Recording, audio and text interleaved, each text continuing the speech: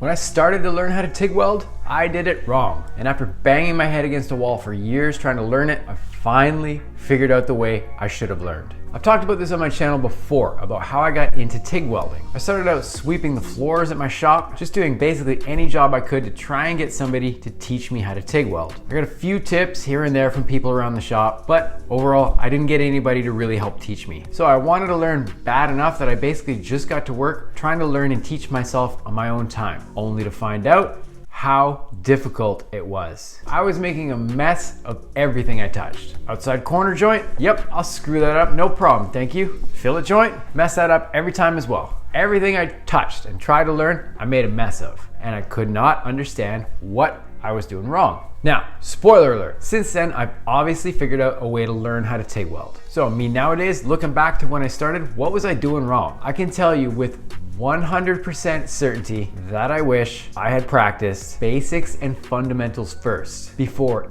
even attempting to do an actual TIG welding joint. So what do I mean by this? One thing I did not even come close to attempting was running passes on basic flat plate. So how this could have helped me, and if you're just trying to learn yourself, how will this benefit you? Let me ask you. For all the variables out there that you know you're gonna have to eventually pay attention to, such as heat input, filler and reinforcement amount, overall width and profile, and not even mentioning technique yet, or anything to do with posture or sight lines at all yet. So eliminating a lot of these variables is going to help you learn a lot of these details a lot quicker. So what I encourage you to do first is just focus on getting the perfect details down on a flat piece of plate. Focus on the absolute basics of clean starts, proper and consistent profile and size, and getting things basically as perfect as you can so that when you finally move ahead to actually practicing this stuff on an actual joint, you already have a good understanding of all of these details. Another thing I usually teach people how to do is how to get started with TIG welding pipe.